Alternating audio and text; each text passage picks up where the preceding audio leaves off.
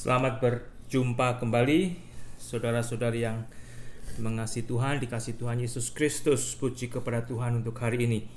Saya akan melanjutkan dari Yohanes pasal yang ke-12 mulai dengan ayat yang ke-37. Saya akan berdoa terlebih dahulu.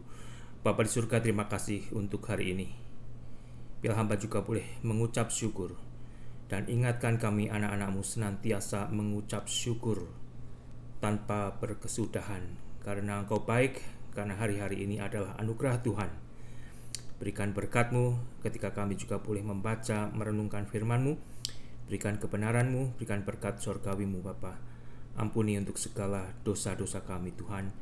Dalam nama Tuhan Yesus hamba boleh berdoa dan mengucap syukur. Amin.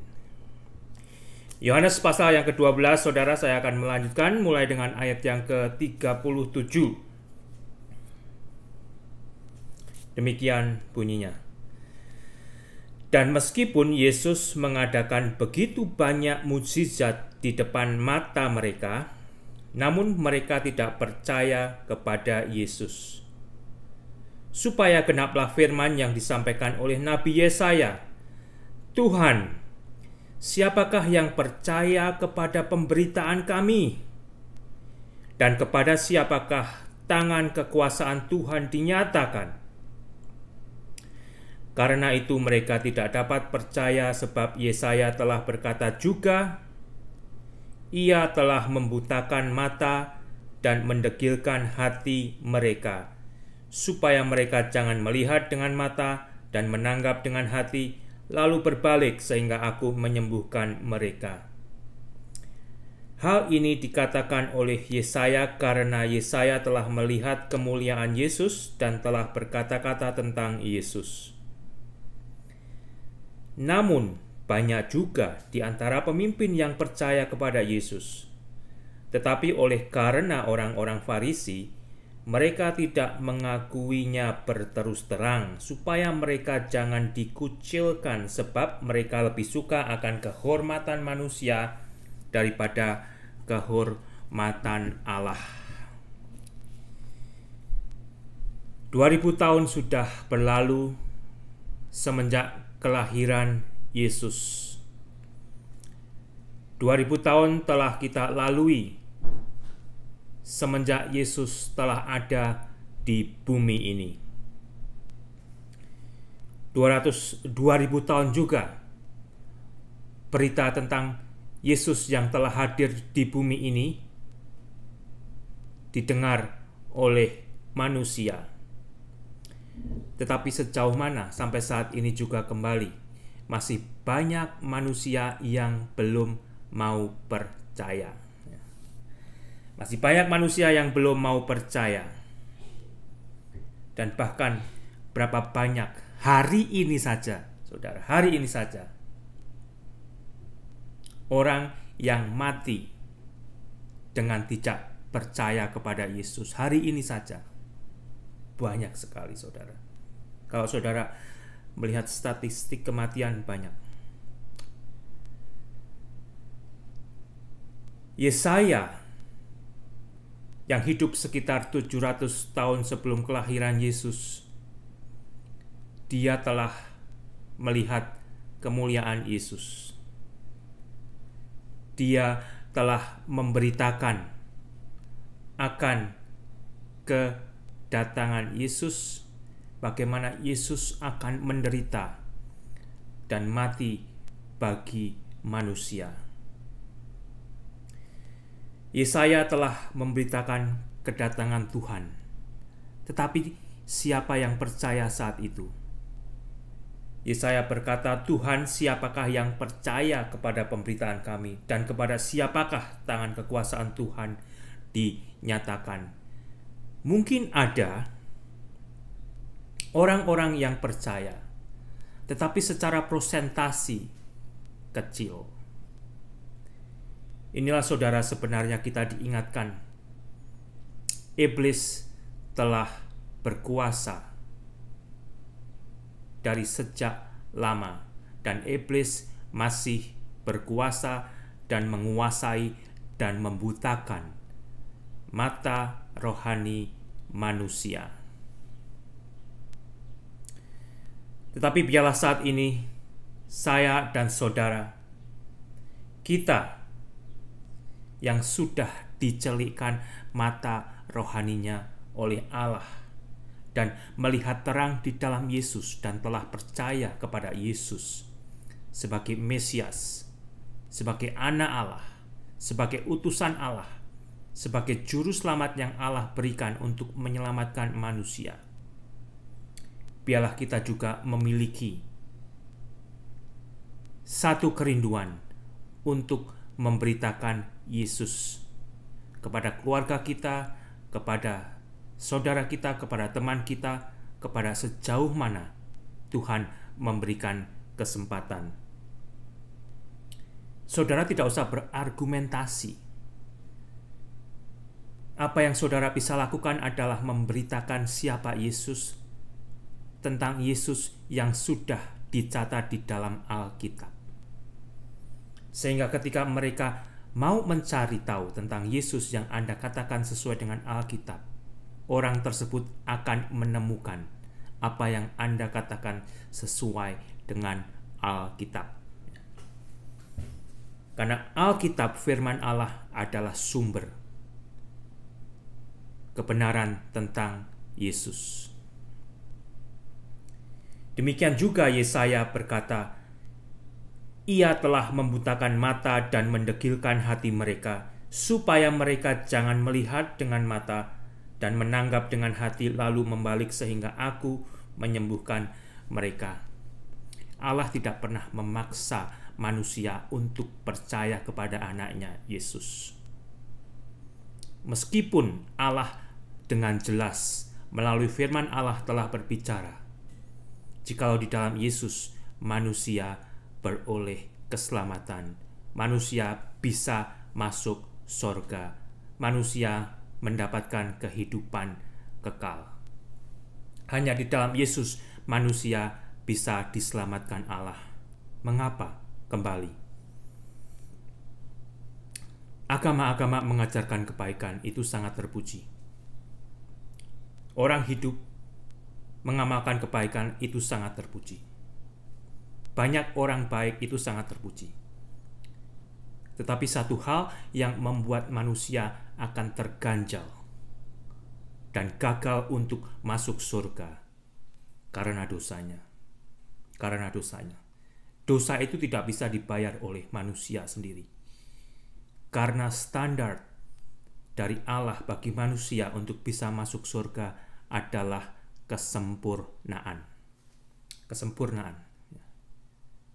Bukan menurut standar kebaikan manusia, tetapi standar Allah bagi manusia untuk bisa masuk surga adalah kesempurnaan. Itu dicatat di dalam Alkitab ini juga yang Anda bisa baca. Sehingga kembali Allah tidak pernah memaksa manusia untuk percaya kepada anaknya Yesus, tetapi dengan jelas kembali firman Allah sudah mengatakan, sudah mengajar, sudah memberi informasi kepada manusia jikalau di dalam Yesus itu Allah menyelamatkan manusia dari dosanya agar manusia bisa masuk surga, agar manusia bisa mendapatkan jaminan. Bukan hanya mudah-mudahan, bukan hanya moga-moga, tetapi jaminan kehidupan kekal. Allah tidak pernah memaksa Anda untuk percaya kepada Yesus. Allah begitu mengasihi Anda di dalam Yesus. Yesus telah mati bagi dosa Anda. Meskipun sampai akhirnya kalau Anda pun menolak Yesus sampai mati Anda, Yesus tetap mengasihi Anda. Tetapi Anda menolak kasih Yesus. Itu saudara, kita pun dipanggil untuk memberitakan kasih Yesus sebagaimana Alkitab sendiri sudah contohkan. Kita tidak pernah memaksakan orang untuk jadi Kristen. Karena kehidupan Kristen itu dilandasi oleh kasih. Hanya orang yang benar-benar mau menerima kasih Allah di dalam Yesus itulah orang Kristen. Jadi jadilah, kalau saat ini Anda yang mendengar adalah orang Kristen, jadilah orang Kristen yang karena Anda mau menerima secara pribadi kasih Allah di dalam Yesus sebagai Tuhan dan Juru Selamat Anda, bukan karena alasan yang lain. Karena hanya alasan tersebut, Anda akan jadi orang Kristen dan masuk surga. Anda akan diberi satu kehidupan baru. Anda akan mengalami kelahiran baru. Hidup Anda akan berubah. Tidak lagi menjadi hamba dosa, tetapi hamba kebenaran, hidup di dalam terang Yesus. Dan Anda akan dituntun, Anda akan disempurnakan di dalam kerja Roh Kudus. Tambah hari, tambah berkurang dosanya. Tambah hari, tambah membenci dosa. Tambah hari, tambah seperti Yesus. Jadi kembali, Allah tidak akan pernah memaksa manusia. Kalau manusia mau menolak setelah berkali-kali di dalam kasih Allah itu ingin menyelamatkan manusia itu, ya akhirnya terserah. Kalau kamu sudah aku kasih tahu berkali-kali, kalau kamu sudah mendengar jikalau keselamatan itu hanya ada di dalam Mesias yang akan datang dan sudah digenapi di dalam Yesus, kamu tetap tidak mau percaya, aku tidak pernah memaksa kamu. Itu adalah ungkapan yang telah diungkapkan Nabi Yesaya di ayat 40 ini. Ia telah membutakan mata dan mendegilkan hati mereka, supaya mereka jangan melihat dengan mata dan menanggap dengan hati, lalu berbalik sehingga aku menyembuhkan mereka. Mereka akhirnya, apapun maumu silahkan kalau kamu tetap mau menolak Yesus yang hanya bisa menyelamatkanmu. Hal ini berlaku bagi setiap orang yang sampai matinya tetap memilih untuk tidak mau percaya kepada Yesus. Meskipun Allah telah berkali-kali melalui media, televisi, radio, dan sebagainya, bahkan Anda sendiri bisa membaca Alkitab, tetapi Anda tetap menolak Yesus sampai mati Anda. Hal ini dikatakan oleh Yesaya karena ia telah melihat kemuliaan Yesus dan telah berkata-kata tentang Yesus. Luar biasa. Kehidupan Yesaya hidup di sekitar 700 tahun sebelum kelahiran Yesus. Tetapi Allah telah bernubuat melalui Yesaya, dan Allah telah memperlihatkan kemuliaan Yesus melalui apa yang ditulis oleh Yesaya. Tetapi kembali, ada juga pemimpin-pemimpin yang percaya, tetapi persentasinya tidak banyak. Inilah sebenarnya perang antara terang dan kegelapan. Perang antara terang dan kegelapan. Kalaupun ada satu jiwa yang percaya, ada satu manusia yang percaya kepada Allah, menerima kasih Allah di dalam Yesus, malaikat-malaikat di sorga bersukacita. Karena satu jiwa yang diselamatkan, yang mau diselamatkan oleh Allah di dalam Yesus Kristus, begitu berharga. Karena kematian Yesus adalah mahal harganya. Kematian Yesus, melalui penderitaan Yesus, meskipun kita diselamatkan dengan istilahnya gratis, harga yang dibayar oleh Yesus sangat mahal. Dan setiap jiwa yang mau diselamatkan Allah di dalam Yesus begitu berharga. Lukas pasal 15 ayat ke-7 dan ke-10 saya akan baca, saudara. Demikian bunyinya. Aku berkata kepadamu, demikian juga ada sukacita di sorga karena satu orang berdosa yang bertobat, lebih daripada sukacita karena 99 orang benar yang tidak memerlukan pertobatan. Ayat yang ke-10 dari pasal ke-15. Aku berkata kepadamu, demikian juga akan ada sukacita pada malaikat-malaikat Allah malaikat-malaikat Allah akan bersukacita, saudara, karena satu orang berdosa yang bertobat. Luar biasa indahnya sebenarnya pertobatan di dalam Allah melalui iman manusia kepada Yesus Kristus, membuat sorga bersuka cita. Saudara bisa baca ulang kembali tadi dari Lukas pasal ke-15 ayat 7 dan ayat yang ke-10. Namun banyak juga di antara pemimpin yang percaya kepadanya, tetapi oleh karena orang-orang Farisi mereka tidak mengakuinya berterus terang, supaya mereka jangan dikucilkan, sebab mereka lebih suka kehormatan manusia daripada kehormatan Allah. Karena tekanan dari orang-orang Farisi, orang-orang Yahudi yang percaya kepada Yesus tidak berani berterus terang. Tidak berani berterus terang. Ada juga para pemimpin agama yang sebenarnya di dalam kehidupan lama mereka lebih suka mencari kehormatan manusia. Dan ketika mereka akhirnya percaya kepada Yesus, mereka masih belum mampu untuk menerima jikalau mereka akan dikucilkan, mereka akan disingkirkan, bahkan mereka akan ditutup komunikasinya dengan orang-orang Yahudi yang tidak percaya kepada Yesus, dengan para agamawan. Disitulah bedanya kekristenan nanti. Kita orang Kristen melihat orang-orang yang belum mau menerima Yesus, kita berbelas kasihan. Karena kita mencontoh Yesus sendiri. Yesus mati bagi dosa manusia tanpa satu motif untuk dirinya sendiri, tetapi justru Dia telah mengorbankan dirinya agar manusia diselamatkan. Dan jikalau saya dan saudara sebagai orang Kristen melihat keluarga, melihat saudara, melihat teman, bahkan melihat dunia yang belum percaya kepada Yesus, seharusnya kita memiliki kasih. Dan seharusnya kita juga terdorong untuk memberitakan Yesus kepada mereka.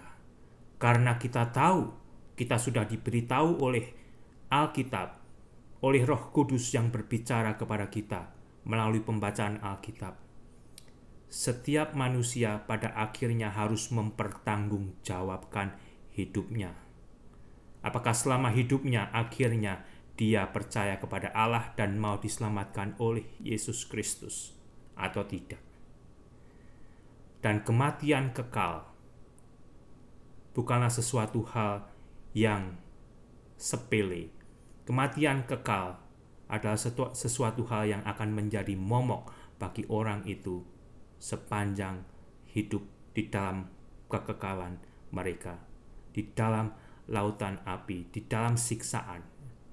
Jangan kira orang yang mati tidak percaya kepada Yesus akan bisa berpesta pora di antara sesama mereka. Tidak, saudara. Itu tidak didapatkan di dalam Alkitab. Alkitab mencatat mereka akan hidup di dalam penderitaan yang kekal. Oleh karena itu kembali satu jiwa yang mau percaya kepada Allah dan diselamatkan di dalam Yesus Kristus begitu berharga. Kasihilah keluarga Anda, kasihilah saudara Anda, kasihilah manusia lain yang belum mau percaya kepada Yesus, agar mereka juga boleh diselamatkan Allah di dalam Yesus Kristus. Sebab mereka lebih suka akan kehormatan manusia daripada kehormatan Allah. Dan ini benar-benar terjadi. Ada orang yang hidup di dalam kultur-kultur tertentu, di dalam kelompok-kelompok tertentu. Kalau mereka akhirnya percaya kepada Allah dan diselamatkan di dalam Yesus Kristus, orang ini hidupnya bisa terancam bahaya. Bahkan ada bapak yang tidak segan-segan akan membunuh anaknya yang percaya kepada Yesus. Ada bapak yang akan membunuh anak perempuannya dengan tidak segan-segan karena anak perempuannya percaya kepada Yesus. Itu luar biasa. Luar biasa, saudara. Itulah kegelapan yang telah menguasai bumi ini.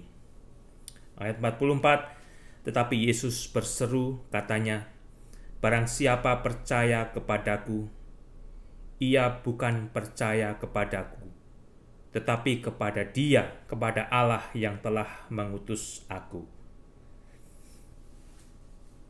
Dan kalau saudara perhatikan, sebetulnya Yesus berulang dan berulang mengungkapkan perkataan yang sama, yang mirip. Kalau manusia, kalau orang-orang Yahudi tidak percaya akan perkataan Yesus, sebenarnya orang tersebut tidak percaya akan perkataan Allah, karena Allah berbicara di dalam Yesus. 45, dan barang siapa melihat aku, ia melihat Dia, ia melihat Allah yang telah mengutus aku. Orang yang telah melihat Yesus, saat itu orang-orang Yahudi dan mereka yang hidup di zaman itu yang telah melihat Yesus, sebenarnya mereka telah melihat Allah yang mengutus Yesus. Luar biasa, saudara. Luar biasa. 46, aku telah datang ke dalam dunia sebagai terang, supaya setiap orang yang percaya kepadaku jangan tinggal di dalam kegelapan.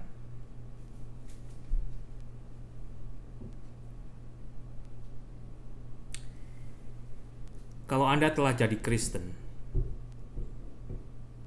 atau kalaupun Anda belum jadi Kristen, kalau Anda bersedia mempelajari tentang siapa Yesus, tentang apa yang diajarkan oleh Yesus,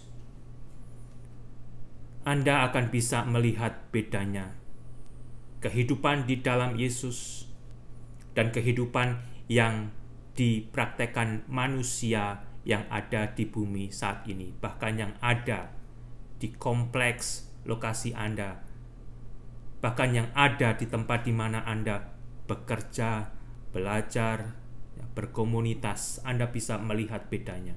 Apakah mereka hidup di dalam terang yang Yesus ajarkan? Dunia ini diliputi oleh kegelapan. Tetapi Alkitab kembali telah mencatat, firman Tuhan telah mencatat, firman Allah telah mencatat, jika manusia lebih menyukai kegelapan daripada terang. Kalau Anda yang belum percaya kepada Yesus bersedia mempelajari kehidupan Yesus dan apa yang diajarkan Yesus, Anda akan tahu bagaimana sebenarnya kehidupan di dalam Yesus yang diajarkan Yesus bagi pengikut Yesus berbeda dengan apa yang dipraktekkan oleh dunia ini. Dunia ini dikuasai oleh kegelapan, tetapi kembali, kegelapan itu telah dikalahkan di dalam kematian dan kebangkitan Yesus. Dan kalau Anda mau percaya kepada Yesus, Anda akan hidup di dalam terang, dan terang itu akan bercahaya di dalam kehidupan Anda, dan kegelapan akan tersingkirkan. Lalu bagaimana mereka itu yang katanya ngaku Kristen, ternyata hidupnya masih diisi kegelapan demi kegelapan. Bahkan di dalam terang mereka bersembunyi di tempat-tempat, di ruangan-ruangan yang gelap untuk mempraktekkan kegelapan. Pertanyaannya, apakah orang itu sendiri sebenarnya sudah mengerti yang diajarkan oleh Yesus? Jika di dalam Yesus itu yang ada terang, tidak ada kegelapan. tidak ada kegelapan. Sehingga sebagai orang Kristen, janganlah Anda bermain-main dengan kegelapan. Karena di dalam Yesus, Anda adalah terang yang menyaksikan jikalau terang itu berkuasa hidup di dalam diri Anda. Ayat 47, jikalau seseorang mendengar perkataanku tetapi tidak melakukannya, aku tidak menjadi hakimnya. Sebab aku datang bukan untuk menghakimi dunia, melainkan untuk menyelamatkannya. Barang siapa menolak aku dan tidak menerima perkataanku, ia sudah ada hakimnya, yaitu firman yang telah kukatakan. Itulah yang akan menjadi hakimnya pada akhir zaman.